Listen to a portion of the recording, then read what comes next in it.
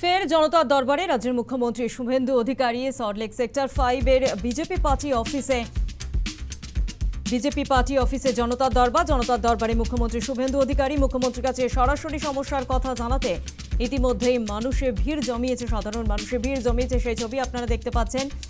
মুখ্যমন্ত্রী জনতার দরবার, মুখ্যমন্ত্রীর কাছে সরাসরি সমস্যার কথা জানাতে সাধারণ মানুষের ভিড়। সল্টলেকে বিজেপি পার্টি অফিসে জনতার দরবার মুখ্যমন্ত্রীর কাছে সরাসরি সমস্যার কথা জানাতে সাধারণ মানুষের ভিড় সেই ছবি আপনারা দেখতে পাচ্ছেন। সল্টলেকের বিজেপির পার্টি অফিস, মুখ্যমন্ত্রী জনতার দরবার এবং মুখ্যমন্ত্রী জনতার দরবারে সরাসরি সমস্যার কথা জানাতে ইতিমধ্যেই সাধারণ মানুষের ভিড় জমিয়েছে। যে ছবি আপনারা দেখতে পাচ্ছেন, মুখ্যমন্ত্রী জনতার দরবার, সল্টলেকের বিজেপির পার্টি অফিসে মুখ্যমন্ত্রী জনতার দরবার এবং মুখ্যমন্ত্রীর কাছে সরাসরি নিজের সমস্যা জানাতে সাধারণ মানুষ ইতিমধ্যেই ভিড় জমিয়েছেন।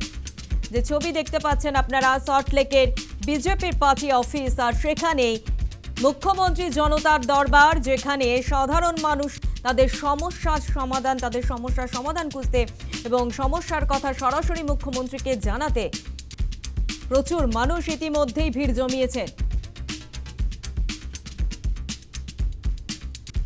এ বিষয় নিয়ে আমরা আরো বিস্তারিত জানবো। সল্টলেকের বিজেপির পার্টি অফিস থেকে সরাসরি রয়েছে আমাদের প্রতিনিধি প্রিয়াঙ্কা ভৌমিক। প্রিয়াঙ্কা, আমরা ছবি দেখতে পাচ্ছি যেখানে সাধারণ মানুষ তারা পৌঁছে গিয়েছেন, প্রচুর সাধারণ মানুষ তারা ইতিমধ্যেই ভিড় জমিয়েছেন সল্টলেকে, কারণ মুখ্যমন্ত্রী আবারও জনতার দরবারে বসতে চলেছেন। ইতিমধ্যে আমরা ছবি দেখতে পাচ্ছি যে প্রিয়াঙ্কা, শুভেন্দু অধিকারী মুখ্যমন্ত্রী তিনি এসে গিয়েছেন। প্রিয়াঙ্কা, জানবো তোমার থেকে।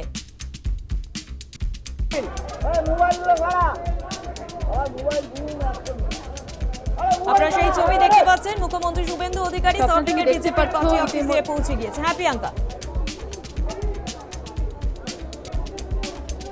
স্বপ্ন, তুমি দেখতে পাচ্ছ ইতিমধ্যেই কিন্তু মুখ্যমন্ত্রী শুভেন্দু অধিকারী তিনি সল্টলেকের বিজেপি পার্টি অফিসে এসে পৌঁছে গিয়েছেন এবং আজকে জনতার দরবারে তিনি থাকছেন, যেখানে এই জনতার দরবার তিনি মুখ্যমন্ত্রী হিসাবে দায়িত্ব নেওয়ার পর সাধারণ মানুষের যে অভাব অভিযোগ সেটা শোনার কথা তিনি আগেই বলেছিলেন এবং তার জন্য এই জনতার দরবার তিনি প্রত্যেক সপ্তাহে চেষ্টা করেন তার ব্যস্ত শিডিউল থেকে সময় বার করে সাধারণ মানুষের জন্য তিনি সময় দেবেন এবং তাদের যে সমস্যা সেই সমস্যা শুনে তিনি সমাধানের পথ বার করবেন। তুমি দেখেছো এর আগেও একাধিক এরকম উদাহরণ হয়েছে যে এই জনতার দরবার থেকে যারা তাদের সমস্যার কথা জানিয়েছেন সেই সমস্যার কিন্তু সমাধানও একেবারে 24 ঘন্টা কাটতে না কাটতেই হয়েছে।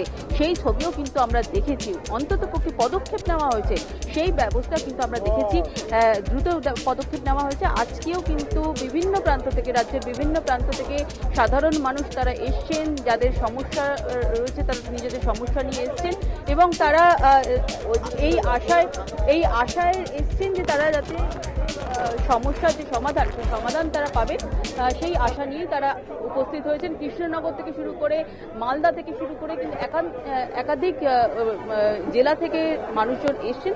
আমি তোমাকে দেখাবো সেই ছবি, যেখানে যারা অপেক্ষা করছেন তারা কিন্তু ইতিমধ্যে যেহেতু মুখ্যমন্ত্রী চলে এসছেন তার সঙ্গে দেখা করার জন্য যেহেতু সময় নেওয়া হয়েছে এবং তাদেরকে কিন্তু একে একে করে ডাকা হবে এবং তারা নিজেদের সমস্যার কথা জানাবেন মুখ্যমন্ত্রীর কাছে সরাসরি এবং সেই সমস্যার কীভাবে সমাধান হবে সেই দিকে কিন্তু আমরা নজর রাখবো। অবশ্যই তোমাকে দেখাবো যে ইতিমধ্যে কিন্তু যারা এসেছেন তারা জমায়েত হয়েছেন এবং অনেকেই আছেন যাদেরকে নাম ধরে ডাকা হচ্ছে এবং তারা একে একে ভেতরে ঢুকছে এবং তাদের যে সমস্যা সেই সমস্যা তারা জানাবেন মুখ্যমন্ত্রীর কাছে সরাসরি।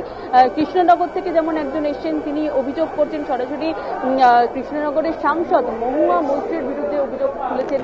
আমরা সেটা দেখতে পেয়েছি, যেখানে তিনি বলছেন যে 2024 সালে একটি ঘটনা ঘটেছিল, তোমার মনে থাকবে হয়তো, 18 বছরের একটি মেয়ে মারা গিয়েছিলেন, একজন তরুণী মারা গিয়েছিলেন এবং সেখানে অভিযোগ উঠেছিল পরিবারের তরফ থেকে যে তাকে ধর্ষণ করে খুন করা হয়েছে। যদিও সেই সময় তৎকালীন যারা সরকারের দায়িত্ব ছিলেন অর্থাৎ মমতা বন্দ্যোপাধ্যায় সরকারের আমলে কিন্তু সেই পুরো ঘটনাকে ধামাচাপা দেওয়া হয়েছে, এমনটাই অভিযোগ তোলা হয়েছে পরিবারের তরফ থেকে। শুধু তাই নয়, সাংসদ মহুয়া মৈত্রের তরফ থেকে টাকা দেওয়ার অভিযোগ পর্যন্ত তোলা হয়েছে পরিবারের তরফ থেকে।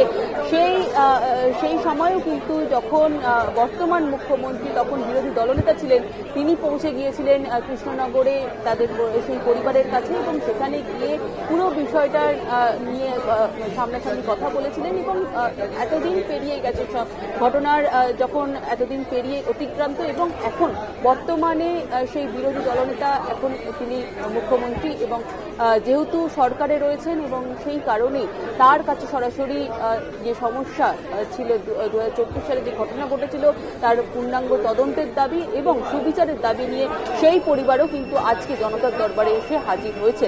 কিছুক্ষণের মধ্যে তারাও মুখ্যমন্ত্রীর সঙ্গে দেখা করবেন এবং তাদের একেবারে প্রিয়াঙ্কা, বোঝা গিয়েছে তুমি পরিস্থিতির দিকে নজর রাখো। আমরা তোমার কাছে আবারও ফিরবো। আপাতত ধন্যবাদ তোমার।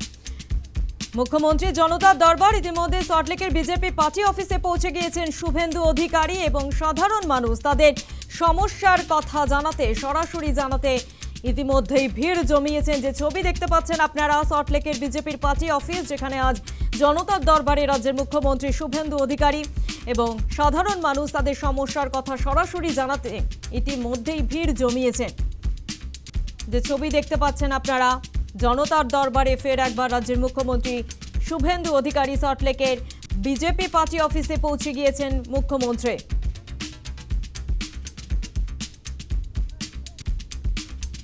জনতার দরবারে সাধারণ মানুষ তারা নিজেদের সমস্যার কথা সরাসরি মুখ্যমন্ত্রীকে জানাতে এসেছেন এবং তারা কি বলছেন একবার শোনাবো আপনাদের।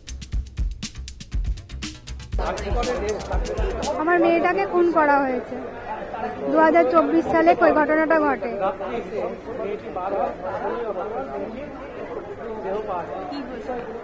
আমার মেয়ে যে ছেলেটাকে ভালোবাসতো সেই ছেলেটা তো ছিলই, তার সঙ্গে আরো অনেকেই ছিল। আমি যাতে সুবিচার পাই, আমার মেয়েটা যাতে বিচার পায়, আমি সেই জন্যই স্যারের সঙ্গে দেখা করতে এসেছি। এবং আমাকে টাকা দিয়েও মুখ বন্ধ করার জন্য চাপ দেওয়া হয়েছিল। আমাদের যে সাংসদ মহুয়া মিত্র ম্যাম উনি আমাকে বলেছিলেন, আপনি তো আর্থিক দিক থেকে দুর্বল, আপনাকে কিছু টাকা দিচ্ছি, 2 লক্ষ টাকা দিচ্ছি, আপনি টাকাটা নিন।